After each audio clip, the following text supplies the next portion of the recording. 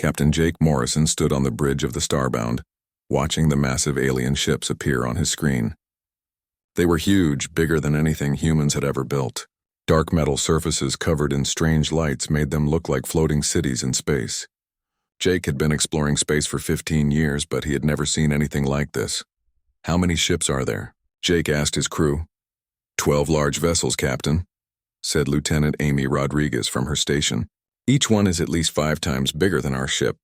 Jake felt his stomach drop. The Starbound was one of humanity's best exploration ships, but it looked like a tiny toy next to these alien vessels. He had always wondered what would happen when humans finally met other intelligent life. Now he knew it would not be easy. Dr. Lisa Hayes worked quickly at her computer station. She was the ship's language expert, and her job was to figure out how to talk to aliens if they ever met any. Today was that day. "Captain, I'm getting signals from the alien ships," Lisa said. "They're trying to communicate with us." "Can you understand what they're saying?" Jake asked. "Not yet, but I'm working on it." "Give me a few minutes." Jake looked around his bridge. His crew of 43 people were all good at their jobs, but none of them had trained for this moment. First contact with aliens was supposed to happen near Earth, with diplomats and scientists ready to help. Instead, it was happening here far from home with just one small ship. "Captain, incoming message," said Bobby Martinez from the communications station. "I think they figured out how to use our language." The main screen changed. Instead of showing the alien ships, it now showed the face of an alien creature. Jake tried not to show his surprise. The alien looked like a cross between a lizard and a lion.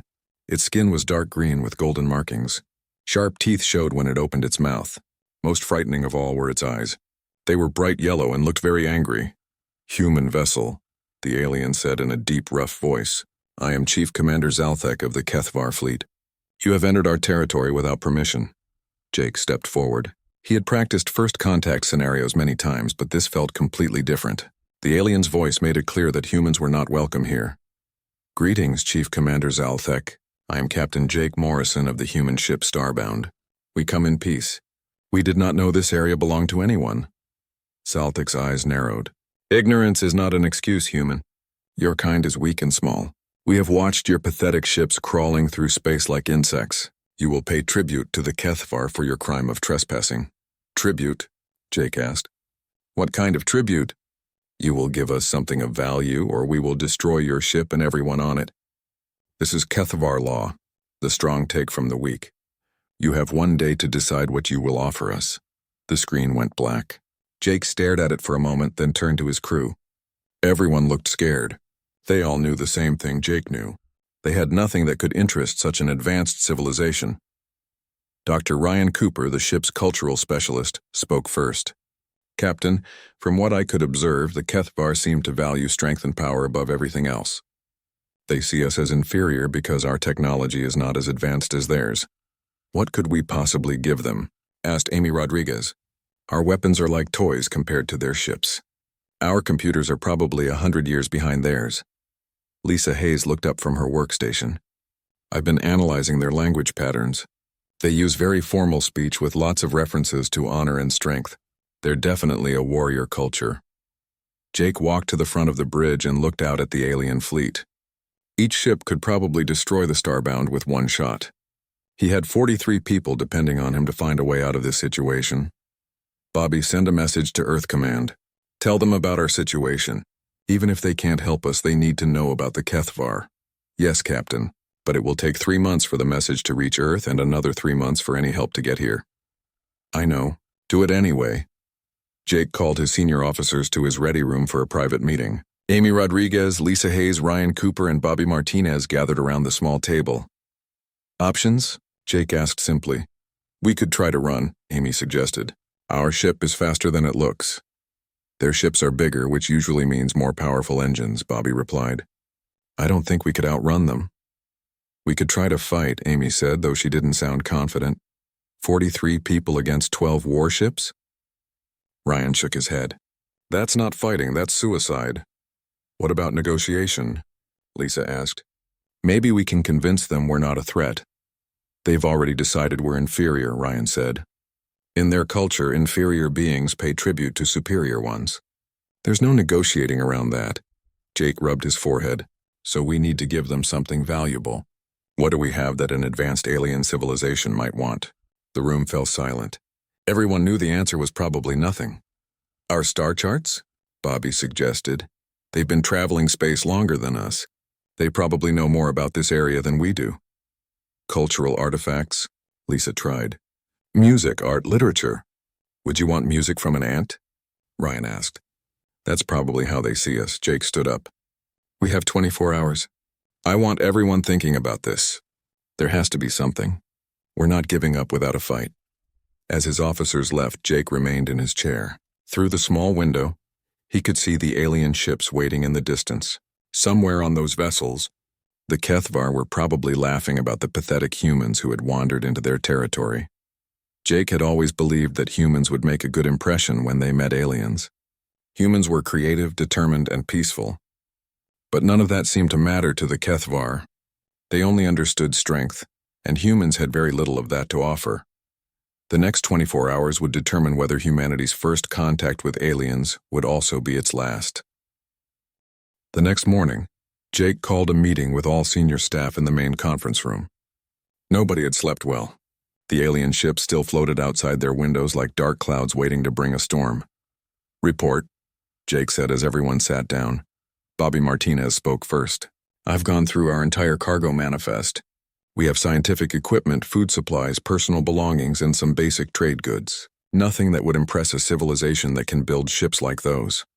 Dr. Lisa Hayes had pages of notes spread in front of her. I've been studying their communication patterns all night.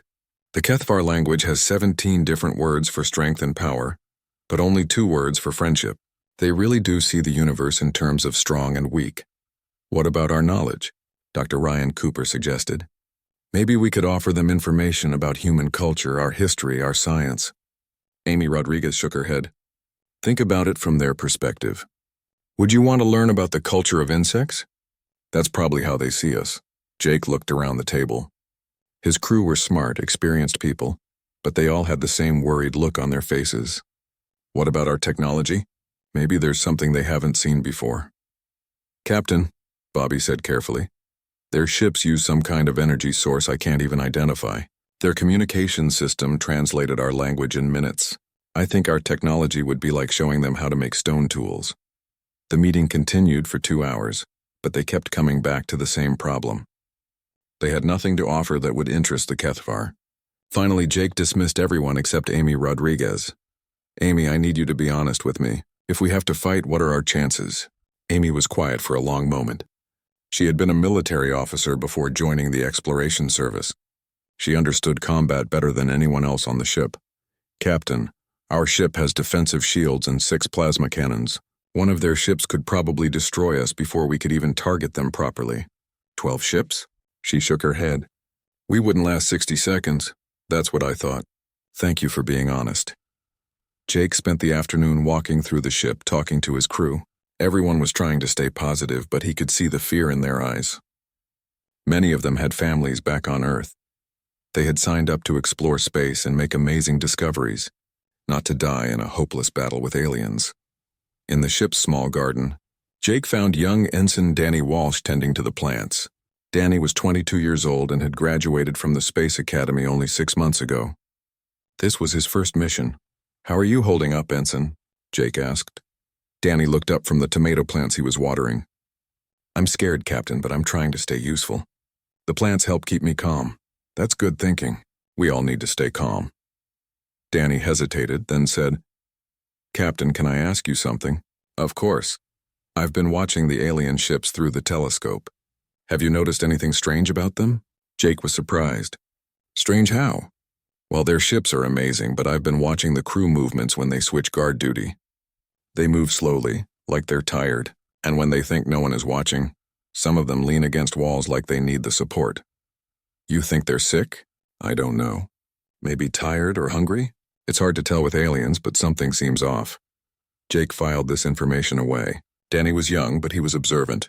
Maybe there was something there. That evening, the crew gathered in the main dining hall for what might be their last meal together. Cook Martinez had prepared everyone's favorite foods using ingredients from the ship's garden.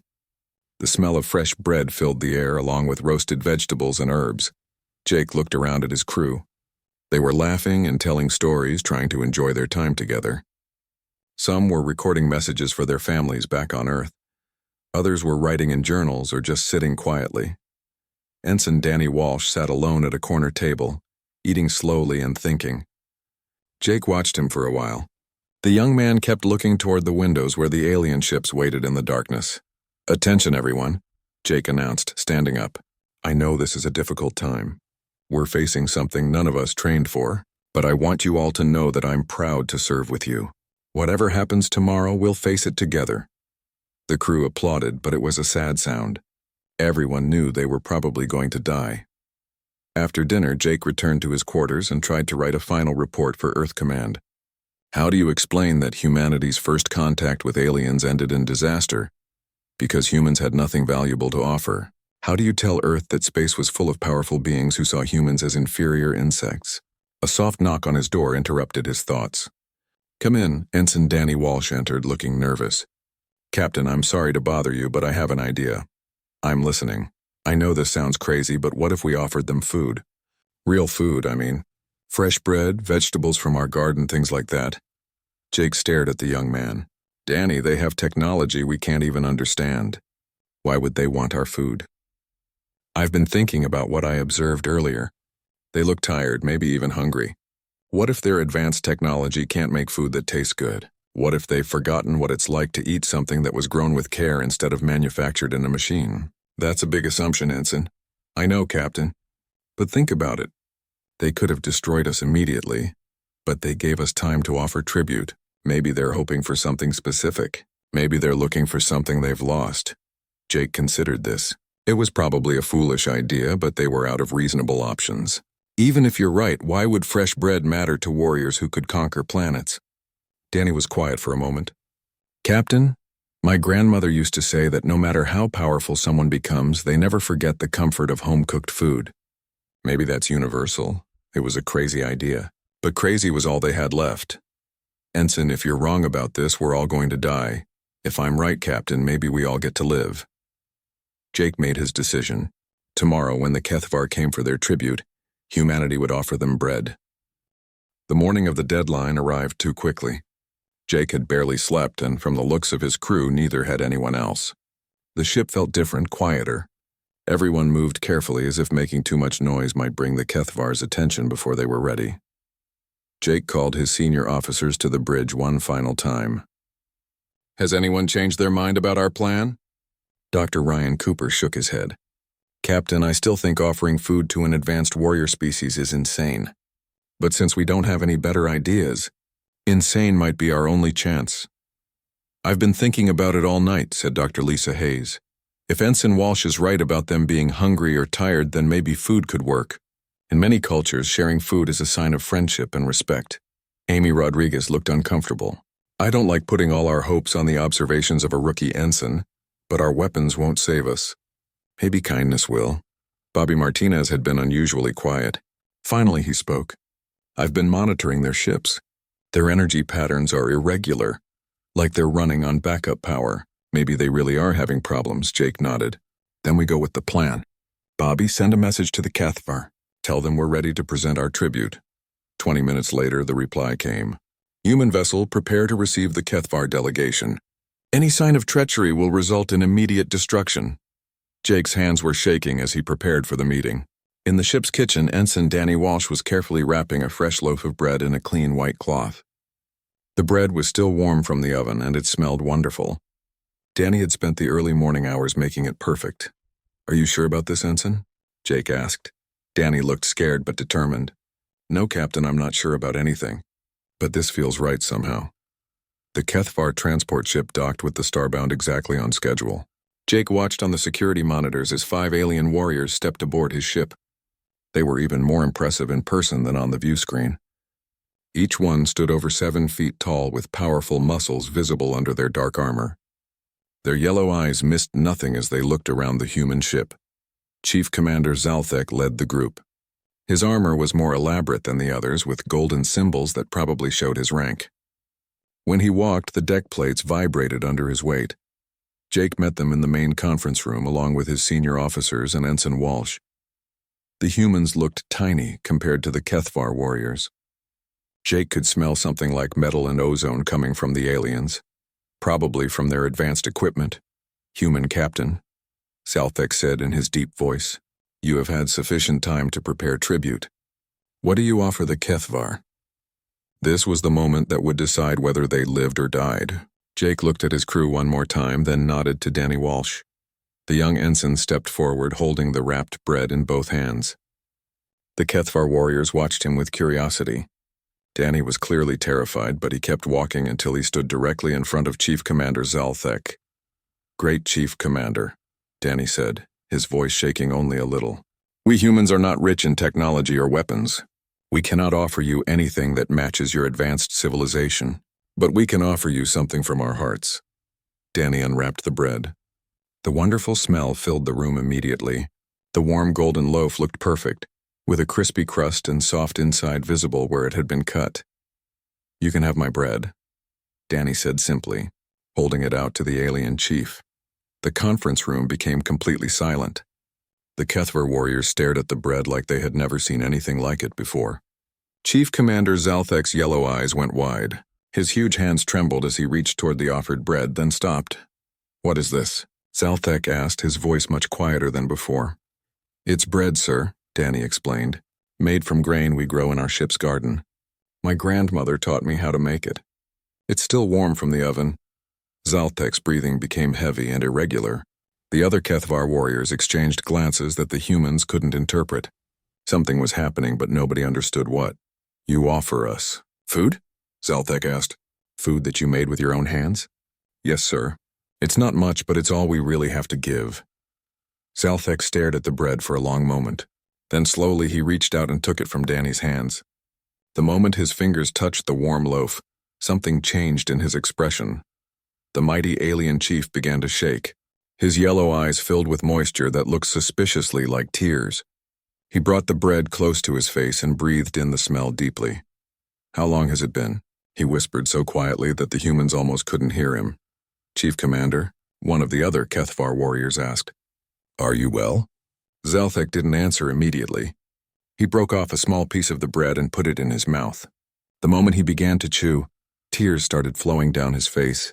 The powerful warrior who had threatened to destroy them was crying over a piece of bread. 47 years, Zalthek said finally. 47 years since I last tasted real food. Food made by caring hands. Food that remembers what home feels like." The other HFY warriors moved closer, their eyes fixed on the bread. Jake could see hunger in their faces now. Not for conquest, but for something much more basic. They were starving for something that had nothing to do with nutrition. "We have traveled the stars for so long," Zalthek continued, his voice breaking. "We have eaten nothing but processed nutrients and synthetic meals. We had forgotten that food could be more than fuel for our bodies. We had forgotten that someone could care enough to make something beautiful for another person to enjoy." Jake began to understand. These weren't heartless conquerors. They were refugees wandering space in search of something they had lost long ago. "Chief Commander," Jake said carefully, "are you and your people hungry?" Zalthek looked at him with tears still flowing. "Human Captain, we are starving. Not for nutrients, but for kindness. For the feeling of home. For someone to care whether we live or die." Danny stepped forward again. "Sir, we have more bread. And fresh vegetables. And if you'd like, I could teach your people how to grow their own food." At these words, the mighty Chief Commander Zalthek, leader of 12 warships, fell to his knees and wept. The sight of Chief Commander Zalthek on his knees crying over a piece of bread shocked everyone in the room. The other HFY warriors stood frozen, unsure what to do. They had never seen their commander show such emotion. Jake motioned for his crew to step back and give the aliens space. He could see that something important was happening, something that went far beyond their current situation. "Chief Commander," Jake said gently, "please tell us what's wrong." Zalthek wiped his eyes with the back of his massive hand. When he looked up, his fierce expression was gone. Instead, he looked tired and sad, like someone who had been carrying a heavy burden for too long. "You want to know our story, human? Very well. Perhaps it is time someone knew the truth about the mighty HFY." The alien chief stood up slowly, still holding the bread like it was made of gold. His warriors gathered around him, and for the first time the humans could see past their fearsome appearance. These beings looked exhausted. Our homeworld was called Kethnalar, Zaltek began. It was beautiful beyond description. Green fields stretched to the horizon, filled with crops that fed our people for thousands of years. Our cities were built around great gardens where families would gather to share meals and tell stories. One of the other warriors, smaller than Zaltek but still huge by human standards, removed his helmet. His face was scarred and weathered, but his eyes held the same sadness as his commander's. "I am war leader Thekzar," he said. "I was born on Kethnalar. I remember the taste of fresh fruit from our family's garden. I remember my mother making bread every morning, filling our home with its wonderful smell." Jake began to understand. "What happened to your world?" Zaltek's voice became heavy with pain. "A cosmic disaster. A dying star near our system exploded, sending radiation and debris across our entire region of space. We had only days to evacuate. Millions of our people died. Those who escaped did so in hastily built ships with only basic life support." "That's terrible," said Dr. Lisa Hayes. "When did this happen?" 53 years ago, Zaltek replied. "We have been wandering space ever since, looking for a new home. We have the technology to keep ourselves alive, but we lost something more important than life. We lost our culture, our traditions, our sense of home." Thekzar spoke again. "Our ships can produce nutritious food, but it tastes like nothing. It keeps us alive, but it cannot feed our souls." We had forgotten what real food was like until this moment. Danny Walsh stepped forward carefully. "Sir, may I ask how many people are in your fleet?" 12,000 Kethvar remain," Zaltek answered, "the last survivors of our civilization. We have become warriors because that was the only way to survive in a hostile universe. We take what we need from other species because we have nothing to trade, nothing to offer." Amy Rodriguez looked confused. "But your technology is so advanced. Surely other species would want to trade with you." Zaltek shook his head. "Our technology is designed for war and survival, not for building or creating. We can destroy planets, but we cannot grow a single flower. We can travel faster than light, but we cannot make a simple meal that brings joy instead of just nutrition." The human crew exchanged glances. They were beginning to see the Kethvar in a completely different light. These weren't evil conquerors. They were refugees who had lost everything that made life meaningful. "Chief Commander," Jake said, "why did you threaten us? Why demand tribute?" "Because that is all we know how to do anymore," Zaltek replied sadly.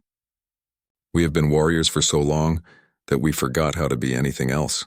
When we saw your small ship, we fell back on old habits. Take from the weak to survive another day. But you gave us time to prepare tribute," Dr. Ryan Cooper observed. "You could have just destroyed us immediately." Thekzar answered this time. "The Chief Commander has been growing tired of our endless wandering. Deep down, I think he hoped you might offer us something different, something we had not seen in 50 years of traveling." Zaltek nodded. "I did not expect bread. I did not expect kindness. I expected weapons or technology or perhaps a desperate plea for mercy. But this young human offered me food made with care, and suddenly I remembered what it felt like to be more than just a survivor." Danny spoke up again. "Sir, if you don't mind me asking, what did your people eat on your homeworld?" "Bread, much like this," Zaltek said, holding up the loaf. "Fresh vegetables from family gardens, fruits that grew sweet in our warm sun, meat from animals we raised with care. But most importantly, we ate together. Families, friends, communities gathering to share meals and stories. We could teach you," Danny said excitedly. "We have seeds, growing techniques, recipes. Our ship has a small garden, but we could help you build bigger ones on your ships." The Kethvar warriors looked at each other with something the humans had never seen in their faces before. "Hope. You would do this?" Zaltek asked. "You would share your knowledge with us even though we threatened you?" Jake stepped forward. "Chief Commander, humans believe that everyone deserves good food and a place to call home. If we can help you find both those things, we'd be honored to do so." Thekzar moved closer to the bread, breathing in its smell. "Chief Commander, with your permission, I would like to taste this food of the humans." Zaltek broke off a piece and handed it to his warrior. Thekzar bit into it carefully, then closed his eyes as if he was experiencing something sacred. "By the stars," he whispered. "It tastes like memory, like hope, like home." One by one, the other Kethvar warriors removed their helmets. Beneath their fearsome armor were faces marked by years of hardship and loss. But as each one tasted the bread, their expressions softened. "We have been fools," Zaltek said finally. We have spent decades taking from others when we should have been asking for help. We became monsters because we thought that was the only way to survive. You're not monsters, Jake said firmly. You're people who lost everything and did what you had to do to keep your civilization alive. That takes courage, but now? Zalthek asked. What happens now? We cannot undo the harm we have caused to other species. Dr. Lisa Hayes had been thinking hard about something. Chief Commander, you said your technology is designed for war and survival, but surely some of it could be used for peaceful purposes, for building and exploring instead of conquering. Perhaps, Zalthek admitted. We have advanced engineering and manufacturing capabilities, but we have not used them for creation in many years. Bobby Martinez looked excited. We could work together. Your manufacturing technology and our agricultural knowledge. We could build amazing things. For the first time since they had met, Chief Commander Zalthek smiled. It transformed his entire face, making him look less like a fearsome warrior and more like someone's grandfather. Human Captain Jake Morrison, he said formally. The Kethvar formally request permission to learn from your people. We offer our technology and our protection in exchange for lessons in growing food and rebuilding our culture. Jake smiled back. Chief Commander Zalthek, the humans accept your request. Welcome to our friendship. As the two leaders shook hands, Ensign Danny Walsh was already making plans to teach 12,000 aliens how to bake bread. 6 months later, the region of space where the Starbound had first encountered the Kethvar fleet looked completely different.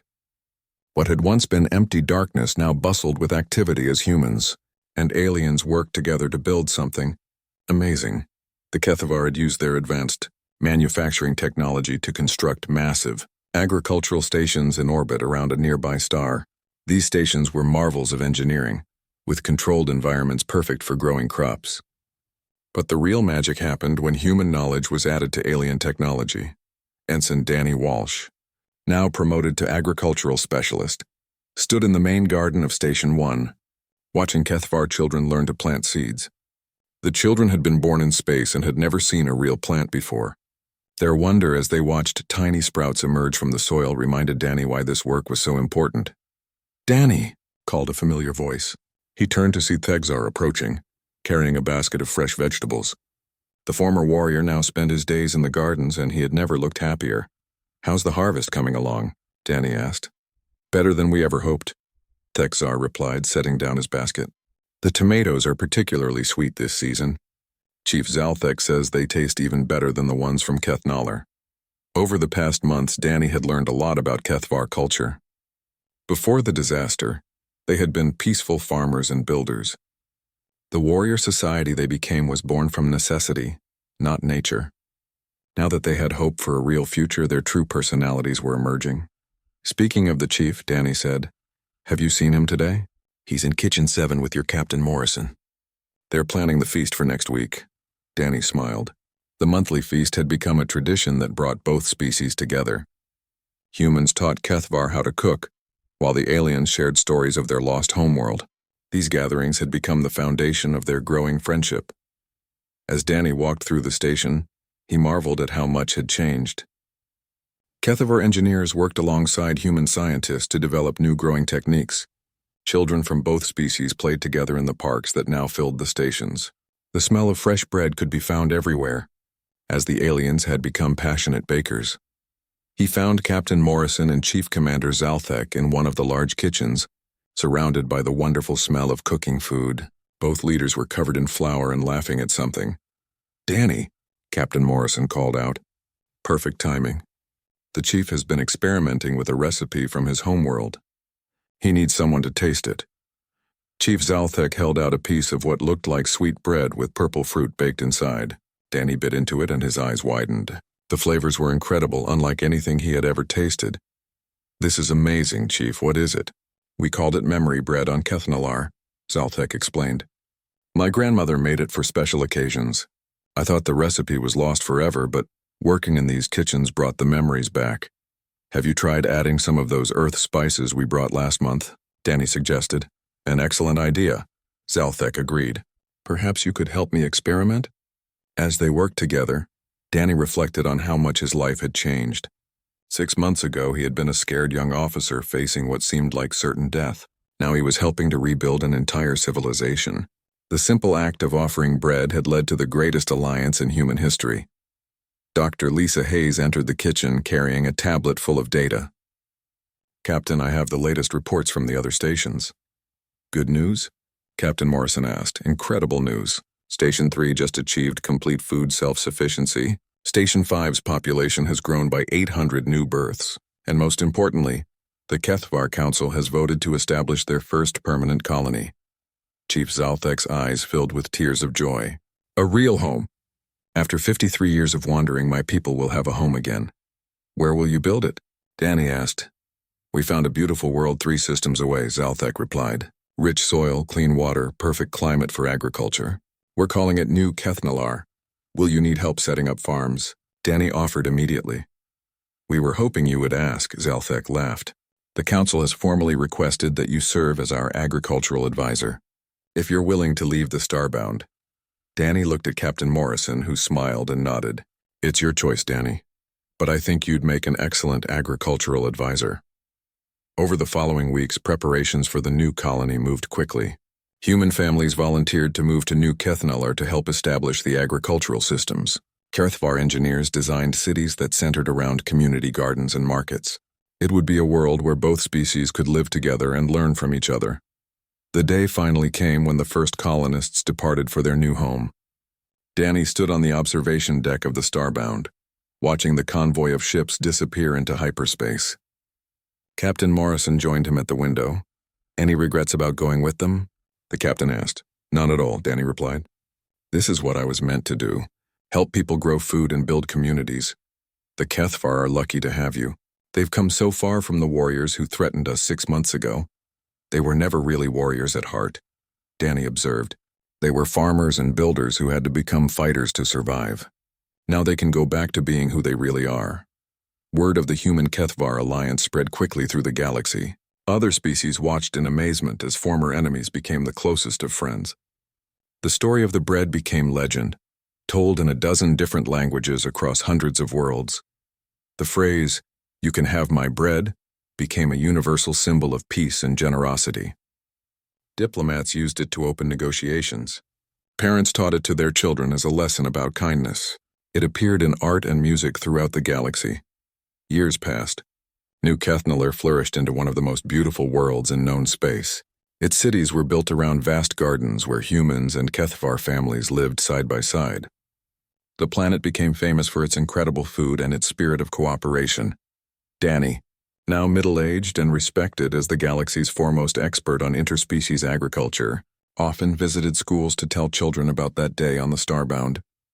His favorite part of the story was always the same. "The Kethvar could have destroyed us easily," he would tell his young audiences. "Their ships were bigger, their weapons more powerful, their technology more advanced. But we had something they had lost and desperately needed. We had the knowledge of how to create food with love and care. We had the willingness to share what little we had with those in need. But most importantly," Danny would conclude, "we remembered that the greatest strength any species can have is not the power to destroy, but the willingness to help others. Sometimes the smallest act of kindness can change the entire galaxy." In the great library of New Kethnalar, there stands a special display case. Inside it is a simple piece of bread, preserved through advanced technology. A plaque beneath it reads, "The bread that ended a war and started a friendship. Given freely by Ensign Danny Walsh of Earth to Chief Commander Zalthek of the Kethvar, proving that even the humblest gift, when offered with love, can transform the universe." Children from dozens of different species visit this exhibit every day, learning that peace is always possible when people are willing to share what they have with those who need it. The bread serves as a reminder that in a galaxy full of advanced technology and powerful weapons, sometimes the most important thing anyone can offer is simply the kindness of a warm meal shared with a friend. And in the kitchens throughout New Kethnalar, the wonderful smell of fresh-baked bread continues to remind everyone that home is not a place you find, but something you create together, one meal at a time.